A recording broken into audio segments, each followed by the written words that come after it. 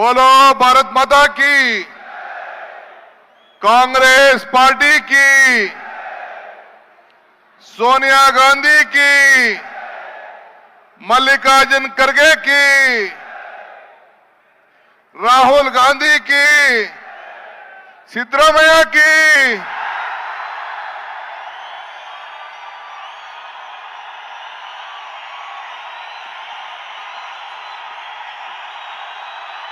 ಆಯ್ತು ಆಯ್ತು ಆಯ್ತು.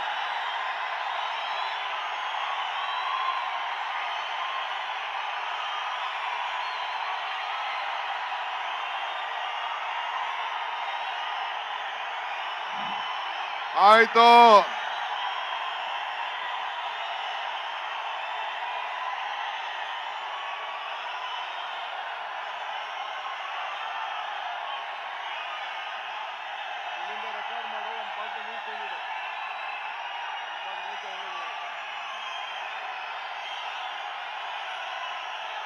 ಆಯ್ತು, ಲೈವ್ ಹೋಗ್ತಾ ಇದೆ.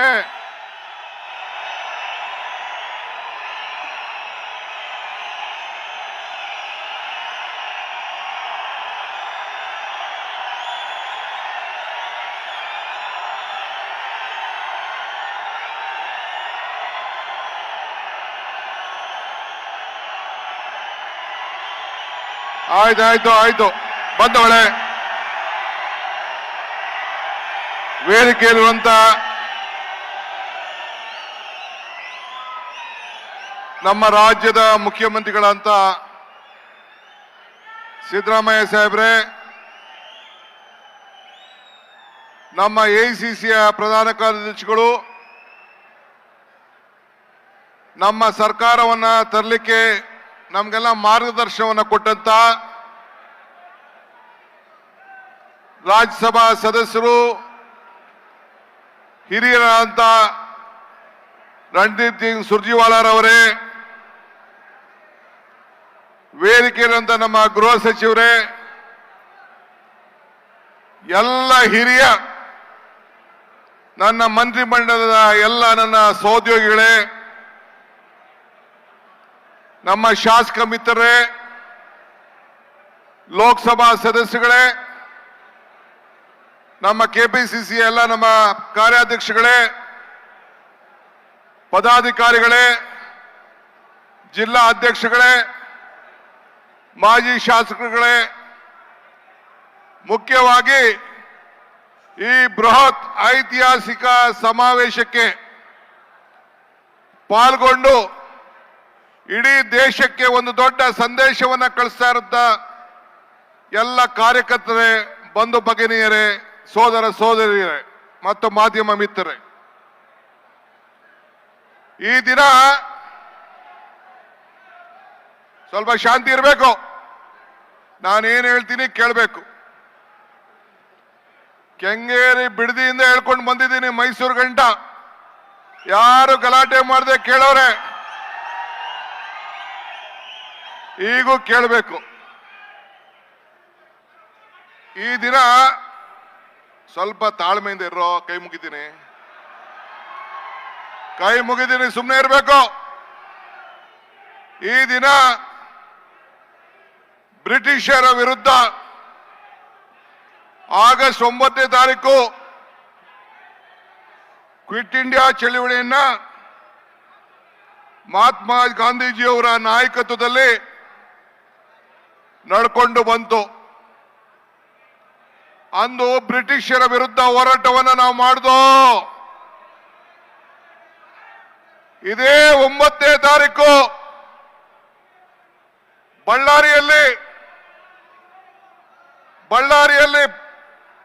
ಬಳ್ಳಾರಿ ಪಾದಯಾತ್ರೆಯನ್ನು ಮಾಡಿ ಗಣಿ ದೊರೆಗಳ ವಿರುದ್ಧ, ಈ ದೇಶದ ಲೂಟಿಯನ್ನ ಹೊಡಿತಾ ಇರೋದ್ರ ವಿರುದ್ಧ 15 ವರ್ಷದ ಹಿಂದೆ ನಾವು ಬಳ್ಳಾರಿಯಲ್ಲಿ ಕ್ವಿಟ್ ಇಂಡಿಯಾ ಮೂವ್ಮೆಂಟ್ ದಿನ ಆಗಸ್ಟ್ 9ನೇ ದಿನ ಇದೇ ರೀತಿ ದೊಡ್ಡ ಸಮಾವೇಶವನ್ನ ಮಾಡ್ದು. ಇವತ್ತು ನಾವು ಕಾಂಗ್ರೆಸ್ ಪಕ್ಷದ ವತಿಯಿಂದ ಅಂದು ಬ್ರಿಟಿಷರ ವಿರುದ್ಧ ಹೋರಾಟ ಮಾಡ್ದೋ, ಇಂದು NDA, ಬಿಜೆಪಿ ಜನತಾದಳದ ವಿರುದ್ಧ ಇವತ್ತು ನಾವು ಹೋರಾಟವನ್ನು ಮಾಡಿ ಈ ದೇಶವನ್ನ ರಕ್ಷಣೆ ಮಾಡಲಿಕ್ಕೆ, ಸಂವಿಧಾನವನ್ನು ರಕ್ಷಣೆ ಮಾಡಲಿಕ್ಕೆ, ಈ ಬಡವರ ಕಲ್ಯಾಣವನ್ನು ಉಳಿಸಲಿಕ್ಕೆ, ನಮ್ಮ 5 ಗ್ಯಾರಂಟಿಗಳಿಂದ ಈ ಬಡವರಿಗೋಸ್ಕರ ಮಾಡಬೇಕು ಅಂತ ಹೊರಟಿರುವಂತ ಅನ್ಯಾಯದ ವಿರುದ್ಧ ಹೋರಾಟವನ್ನು ಮಾಡಲಿಕ್ಕೆ ಇವತ್ತು ಈ ಚಳವಳಿಯನ್ನು ನಾವು ಪ್ರಾರಂಭವನ್ನು ನಾವು ಮಾಡಿದ್ದೇವೆ. ಹುಡುಗ್ರ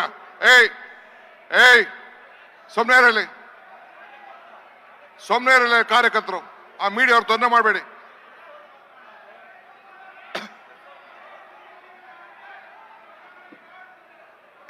ಮೀಡಿಯಾಕ್ಕೆ ತೊಂದರೆ ಮಾಡಬೇಡ, ಸುಮ್ಮನೆ ಇರಯ್ಯ.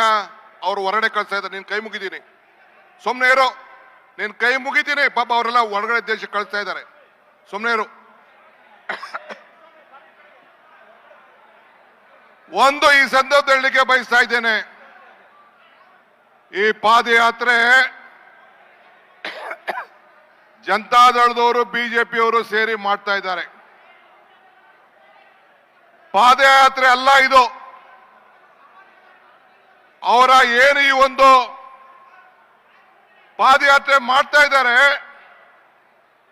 ಪಾಪ ವಿಮೋಚನೆ ಯಾತ್ರೆಯನ್ನ ಇವತ್ತು ಮಾಡ್ತಾ ಇದ್ದಾರೆ. ಅದು ನಮ್ಮದು ಅಧರ್ಮಿಗಳ ವಿರುದ್ಧ ಧರ್ಮ ಯುದ್ಧ, ನಮ್ಮದು ಅನ್ಯಾಯದ ವಿರುದ್ಧ ನ್ಯಾಯ ಯುದ್ಧ, ನಮ್ಮದು ಅಸತ್ಯದ ವಿರುದ್ಧ ಸತ್ಯ ಯುದ್ಧ. ಅದನ್ನ ಮಾಡಲಿಕ್ಕೆ ಇವತ್ತು ನಾವೆಲ್ಲ ಇಲ್ಲಿ ಸೇರಿದ್ದೇವೆ. ಈ ದೇಶಕ್ಕೆ ಕಾಂಗ್ರೆಸ್ ಪಕ್ಷ ಒಂದು ದೊಡ್ಡ ಇತಿಹಾಸ ಇದೆ. ಬ್ರಿಟಿಷರ ವಿರುದ್ಧ ಹೋರಾಟವನ್ನು ಮಾಡಿ ನಿಮಗೆ ಸಂವಿಧಾನವನ್ನು ತಂದುಕೊಟ್ಟು, ಈ ದೇಶಕ್ಕೆ ಸ್ವಾತಂತ್ರ್ಯವನ್ನು ತಂದುಕೊಟ್ಟು, ಎಲ್ಲ ವರ್ಗದ ಜನರಿಗೆ ರಕ್ಷಣೆಯನ್ನು ಕೊಟ್ಕೊಂಡು ನಾವು ಬರ್ತಾ ಇದ್ದೇವೆ. ನಾನು ಯಾವಾಗಲೂ ಒಂದು ಮಾತು ಹೇಳ್ತಾ ಇರ್ತೇನೆ, ಕಾಂಗ್ರೆಸ್ ಶಕ್ತಿ ಈ ದೇಶದ ಶಕ್ತಿ, ಕಾಂಗ್ರೆಸ್ ಇತಿಹಾಸ ಈ ದೇಶದ ಇತಿಹಾಸ. ಕಾಂಗ್ರೆಸ್ ಅಧಿಕಾರಕ್ಕೆ ಬಂದ್ರೆ ಎಲ್ಲ ವರ್ಗದ ಜನರ ಅಧಿಕಾರಕ್ಕೆ ಬಂದಂಗೆ ಅಂತ ಹೇಳಿ ಇವತ್ತು ಈ ಒಂದು ಜನ ಆಂದೋಲನ ಕಾರ್ಯಕ್ರಮ ಈ ರಾಜ್ಯದ ನಮ್ಮ ಜನತೆಯ ರಕ್ಷಣೆಗೋಸ್ಕರ, ನಮ್ಮ ಸಂವಿಧಾನದ ರಕ್ಷಣೆಗೋಸ್ಕರ ಬಿಜೆಪಿ ಜನತಾದಳದವರು ಏನು ನಾವು ಅಧಿಕಾರಕ್ಕೆ ಬಂದಿದ್ದೇವೆ, 136 ಸೀಟು ಸಿದ್ದರಾಮಯ್ಯನವರ ನಾಯಕತ್ವದಲ್ಲಿ DK ಶಿವಕುಮಾರ್ ಅಧ್ಯಕ್ಷತೆಯಲ್ಲಿ ಏನು ಬಂದಿದೆ, ಈ ಸರ್ಕಾರವನ್ನ 10 ತಿಂಗಳಲ್ಲಿ ತೆಗೆದುಹಾಕ್ತೀವಿ ಅಂತ ಹೇಳಿ ಏನು ಒಂದು ಹೋರಾಟ, ಒಂದು ಹುನ್ನಾರ ನಡೀತಾ ಇದೆ. ಈ ಬಡವರಿಗೋಸ್ಕರ ನಾವೇನು ರಕ್ಷಣೆಯನ್ನು ಕೊಟ್ಟು, ಈ 5 ಗ್ಯಾರಂಟಿಗಳನ್ನು ಕೊಟ್ಟು ನಿಮ್ಮ ಬದುಕನ್ನ ನಾವು ಬದಲಾವಣೆಯನ್ನು ಮಾಡ್ತಾ ಇದ್ದೇವೆ. ಇದನ್ನ ನಾವು ರಕ್ಷಣೆ ಮಾಡಲಿಕ್ಕೆ ಈ ಒಂದು ಹೋರಾಟವನ್ನು ಇವತ್ತು ನಾವು ಹಮ್ಮಿಕೊಂಡಿದ್ದೇವೆ. ನಿಮ್ಗೆಲ್ಲ ಸಂದೇಶವನ್ನು ಕೊಡ್ಲಿಕ್ಕೆ ನಾವು ಮಾಡಿದ್ದೇವೆ. Mister Kumaraswamy, mister Ashoka, mister Vijayendra, ನೀವು 170, 180 ಜನ ಶಾಸಕರುಗಳನ್ನ ಹಿಂದೆ ಕರ್ಕೊಂಡು ಆಪರೇಷನ್ ಲೋಟಸ್ ಮಾಡಿ ಅನೇಕ ಸರ್ಕಾರಗಳನ್ನ ತೆಗೆದುಹಾಕಿದ್ರಿ. ಕುಮಾರಸ್ವಾಮಿ, ನಿನ್ನ ಮುಖಂಡತ್ವದಲ್ಲಿ 19 ಸೀಟ್ ಮಾತ್ರ ಗೆಲ್ತು. ಈ DK ಶಿವಕುಮಾರ್ ಮುಖಂಡತ್ವದಲ್ಲಿ ಅಧ್ಯಕ್ಷತೆಯಲ್ಲಿ 136 ಸೀಟ್ ಗೆದ್ದಿದೆ. ಈ ಬ್ರಿಟಿಷ್ ಅವರು 200 ವರ್ಷ ಆಳಿದ್ರು ಕೂಡ ಈ ಕಾಂಗ್ರೆಸ್ ತೆಗೆದಾಕಕ್ಕಾಗ್ಲಿಲ್ಲ. ನಿನ್ನ 19 ಸೀಟು ಈ ಬಡ ಜನತೆಯ ಶಕ್ತಿ, ಈ ಕಾಂಗ್ರೆಸ್ ಶಕ್ತಿ. ಇದನ್ನ ನಿನ್ನ ಕೈಲಿ ಇನ್ನ 2 ಜನ್ಮ ತಾಳಿದ್ರು ಕೂಡ ನೀನು ಬಿಜೆಪಿಯವರು ಸೇರ್ಕೊಂಡು ಏನೇ ಕುತಂತ್ರ ಮಾಡಿದ್ರು ನಿನ್ನ ಕೈಲಿ ಮಾಡ್ಲಿಕ್ಕೆ ಸಾಧ್ಯ ಇಲ್ಲ. ಇವತ್ತು ಸಿದ್ದರಾಮಯ್ಯನವರ ರಾಜೀನಾಮೆ ಬೇಕಾ ನಿನಗೆ? ವಿಜೇಂದ್ರ, ಅಶೋಕ, ನಿನಗೆ ರಾಜೀನಾಮೆ ಬೇಕಾ? ಕಲ್ಲು ಬಂಡೆ ಅಂತ ಹೇಳಿ ಮಾಧ್ಯಮದವ್ರು ಹೇಳಿದ್ರು. ಕಲ್ಲು ಪ್ರಕೃತಿ, ಕಡದರೆ ಆಕೃತಿ, ಪೂಜಿಸಿದ ಸಂಸ್ಕೃತಿ. ಈ ಬಂಡೆ ಸಿದ್ದರಾಮಯ್ಯನ ಜೊತೆ ಇದೆ. ಈ ಮಾತನ್ನ ಈ ಸಂದರ್ಭದಲ್ಲಿ ಹೇಳಲಿಕ್ಕೆ ನಾನು ಬಯಸ್ತಾ ಇದ್ದೇನೆ. ಈ ಬಂಡೆ ಜೊತೆ 136 ಜನ ಶಾಸಕರು ಇದ್ದಾರೆ. 1,80,00,000 ಜನ ಮತದಾರರು ಏನು ಮತವನ್ನ ಕೊಟ್ಟಿದ್ದಾರೆ. ಆ ಮತದಾರರು ಸಿದ್ದರಾಮಯ್ಯನ ಜೊತೆ ಇದೆ. ಇದನ್ನ ತಾವು ಗಮನದಲ್ಲಿ ಇಟ್ಕೊಳ್ಬೇಕು. ಆದ್ರಿಂದ ನಿನ್ ಕೈಲಿ ಏನು ಮಾಡ್ಲಿಕ್ಕೆ ಆಗುದಿಲ್ಲ. ಇತಿಹಾಸ ಗೊತ್ತಿದ್ಯಾ? ಬಾಬಾ ಸಾಹೇಬ್ ಅಂಬೇಡ್ಕರ್ ಹೇಳಿದ್ದಾರೆ, ಇತಿಹಾಸ ಮರ್ತವನು ಇತಿಹಾಸ ಸೃಷ್ಟಿ ಮಾಡ್ಲಿಕ್ಕೆ ಸಾಧ್ಯ ಇಲ್ಲ ಅಂತ ಹೇಳಿ. ಇಂದಿರಾ ಗಾಂಧಿ ಅವರು ಹೇಳ್ತಾ ಇದ್ದಾರೆ, ಅವಕಾಶ ನಿನಗೆ ಸಿಕ್ಕುದಿಲ್ಲ, ಅವಕಾಶನ ನೀನೇ ಹುಡ್ಕೊಂಡು ಹೋಗ್ಬೇಕು ಅಂತ ಹೇಳಿ ಇಂದಿರಾ ಗಾಂಧಿ ಅವರು ಹೇಳಿದ್ದಾರೆ. ಹಂಗೆ ನಮ್ಗೆ ಈ ನಿನ್ನ ಪಾಪದ ಯಾತ್ರೆಯನ್ನ, ಪಾಪ ವಿಮೋಚನೆ ಯಾತ್ರೆಯನ್ನ ಮಾಡಿ ನಿಮ್ಗೆಲ್ಲ ಶಕ್ತಿ ತುಂಬುವಂತ ಕೆಲಸನ ಬಿಜೆಪಿಯವರು, ಜನತಾದಳವರು ಮಾಡಿಕೊಟ್ರು. ಅದಕ್ಕೆ ಅವ್ರಿಗೊಂದು ಕೋಟಿ ನಮಸ್ಕಾರ ಹೇಳಲಿಕ್ಕೆ ನಾನು ಬಯಸ್ತಾ ಇದ್ದೇನೆ. ಇವತ್ತು ನೀವು ಏನಾರು ಈಗ ಹಿಂದೆ ಸ್ವಾತಂತ್ರ್ಯ ಹೋರಾಟಕ್ಕೋಸ್ಕರ ದಂಡಿ ಯಾತ್ರೆ ನಡೀತು ಕಾಂಗ್ರೆಸ್. ಎಸ್.ಎಂ. ಕೃಷ್ಣರವರು ಕಾವೇರಿಗೋಸ್ಕರ ಪಾದಯಾತ್ರೆ ಮಾಡಿದ್ರು ಮಂಡ್ಯದವರೆಗೂ. ರಾಹುಲ್ ಗಾಂಧಿ ಅವರು ಈ ದೇಶದ ಐಕ್ಯತೆಗೋಸ್ಕರ, ಈ ದೇಶದ ಸಮಗ್ರತೆಗೋಸ್ಕರ, ಈ ಬಡವರಿಗೋಸ್ಕರ, ಬೆಲೆ ಏರಿಕೆಗೋಸ್ಕರ, ಯುವಕರಿಗೋಸ್ಕರ, ಭಾರತವನ್ನ ಒಂದು ಮಾಡ್ಲಿಕ್ಕೋಸ್ಕರ ಕಾಶ್ಮೀರ್, ಕನ್ಯಾಕುಮಾರಿಯಿಂದ ಕಾಶ್ಮೀರವರೆಗೂ ನಡೆದಿದ್ರು. ಇದೇ ಸಿದ್ದರಾಮಯ್ಯನವರು, ನಾವೆಲ್ಲ ಕಾಂಗ್ರೆಸ್ಸಿಗರು ಸೇರಿ ಈ ರಾಜ್ಯದ ಸಂಪತ್ತನ್ನ ಲೂಟನ್ನ ತಪ್ಪಿಸ್ಲಿಕ್ಕೋಸ್ಕರ ಬೆಂಗಳೂರಿಂದ ಬಳ್ಳಾರಿವರೆಗೂ ಪಾದಯಾತ್ರೆಯನ್ನು ಮಾಡಿದ್ರು. ಈ ಕಾವೇರಿ ನದಿಯ ರಕ್ಷಣೆಗೋಸ್ಕರ, ಕಾವೇರಿ ಜಲಾನಯ ಪ್ರದೇಶದ ನೀರಿಗೋಸ್ಕರ ಮಂಡ್ಯ, ಮೈಸೂರು, ಚಾಮರಾಜನಗರ, ಹಾಸನ, ಬೆಂಗಳೂರಿನ ಕುಡಿಯೋ ನೀರಿಗೋಸ್ಕರ ಇವತ್ತು ಮೇಕೆದಾಟು ಪಾದಯಾತ್ರೆ ಮಾಡಿದ್ರು. ಆ ಮೇಕೆದಾಟು ಪಾದಯಾತ್ರೆ ಮಾಡಿದಾಗ ಎಲ್ಲ ವೇದಿಕೆಯಲ್ಲಿರುವಂತ ಎಲ್ಲ ನಮ್ಮ ನಾಯಕರ ಮೇಲೆಲ್ಲ ಕೇಸ್ ಹಾಕ್ಸಿದ್ರಿ, ಎಲ್ಲರೂ ಕೂಡ ಕೇಸ್ ಹಾಕ್ಸಿದ್ರಿ. ಕೋವಿಡ್ ನಪ ಹೇಳಿ ನಮ್ಮ ಇದನ್ನ ತಡೆ ಒಟ್ಟಿದ್ರಿ. ಆದ್ರೆ ನಿಮ್ಮ ಕೇಸಿಗೆ ಎದುರುಕೊಳ್ಳಿಲ್ಲ, ಈ ಪ್ರಾಣಕ್ಕೆ ಎದುರುಕೊಳ್ಳಿಲ್ಲ. ಹೋರಾಟವನ್ನು ಮಾಡಿ ಹೆಜ್ಜೆ ಹಾಕುತ್ತೇವೆ, ನೀರಿಗೂ ಹೆಜ್ಜೆ ಹಾಕುತ್ತೇವೆ, ನಮ್ಮ ಹಕ್ಕು ನಮ್ಮ ನೀರು ಅಂತೇಳಿ ಹೋರಾಟ ಮಾಡಿ ಪಾದಯಾತ್ರೆಯನ್ನು ನಾವು ಮಾಡ್ದೋ. ಈ ನಾಡಿನ ರೈತರಿಗೋಸ್ಕರ, ಈ ನಾಡಿನ ನೀರಿನ ರಕ್ಷಣೆಗೋಸ್ಕರ, ಈ ನಾಡಿನ ಜಲದಗೋಸ್ಕರ ನಾವು ಹೋರಾಟವನ್ನು ಮಾಡ್ದೋ. ನಿಮ್ಮ ಯಾತ್ರೆ ಎಂತಕ್ಕೆ? ಕುಮಾರಸ್ವಾಮಿ ಏನ್ ಹೇಳಿದ್ರು, GT ದೇವೇಗೌಡರು ಏನ್ ಹೇಳಿದ್ರು, ಅದನ್ನ ಮುಂದಕ್ಕೆ ನಾನು ನಿಮ್ಗೆಲ್ಲ ತೋರಿಸೋನಿದ್ದೇನೆ. ಬಂಧುಗಳೇ, ಈಗಾಗಲೇ ನಾನು ಹೇಳ್ದಂಗೆ ನಮ್ಗೆ ಒಂದು ದೊಡ್ಡ ಅವಕಾಶವನ್ನ ತಾವೆಲ್ಲ ಸೇರಿ ಮಾಡಿಕೊಟ್ಟಿದ್ದೀರಿ. 2023ರಲ್ಲಿ ನಮ್ಗೆ ಕಾಂಗ್ರೆಸ್ ಪಕ್ಷಕ್ಕೆ 43% ಮತವನ್ನ ಕೊಟ್ಟಿದ್ದೀರಿ. ಜನತಾದಳಕ್ಕೆ 9% ಮತವನ್ನ ಕೊಟ್ಟಿದ್ದೀರಿ. ಲೋಕಸಭೆಯಲ್ಲಿ 45% ಕೊಟ್ಟಿದ್ದೀರಿ. ಜನತಾದಳಕ್ಕೆ 5%. ಬಿಜೆಪಿ 1 ಸೀಟ್ ಇದ್ದೋ ನಾವು, ಈಗ ಬಿಜೆಪಿ 17 ಸೀಟ್ ಆಗಿದೆ. ಅವ್ರು 2 ಸೀಟ್ ಗೆದ್ದಿದ್ದಾರೆ. ನಾವು ಒಪ್ತೇವೆ, ಜನಪ್ರತಿನಿಧಿಗಳು ಪ್ರಜಾಪ್ರಭುತ್ವದ ವ್ಯವಸ್ಥೆಯಲ್ಲಿ ಏನು ತೀರ್ಪನ್ನು ಕೊಟ್ಟಿದ್ದಾರೆ ಅದನ್ನು ಒಪ್ತೇವೆ. ಆದರೆ ನಾವು ಏನಾರು ನೀವು 10 ತಿಂಗಳಲ್ಲಿ ಈ ಸರ್ಕಾರ ಹಳ್ಳಾಡ್ತೀನಿ ಅಂತ ಏನು ಭ್ರಮೆಯಲ್ಲಿದ್ದೀರಲ್ಲ, ಇದು ಸಾಧ್ಯ ಇಲ್ಲ ಅನ್ನೋದು ಕೂಡ ತಾವೆಲ್ಲ ಗಮನದಲ್ಲಿಟ್ಕೊಳ್ಬೇಕು. 10 ವರ್ಷ ಅಲ್ಲ, 10 ತಿಂಗಳಲ್ಲ, ಇನ್ನು 10 ವರ್ಷ ಆದ್ರೂ ಕೂಡ ಈ ಸರ್ಕಾರನ ಮುಟ್ಲಿಕ್ಕೆ ಸಾಧ್ಯ ಇಲ್ಲ. 10 ವರ್ಷ ಆದ್ರೂ ಸಾಧ್ಯ ಇಲ್ಲ. ಇದು ಗಮನದಲ್ಲಿಟ್ಕೊಳ್ಬೇಕು.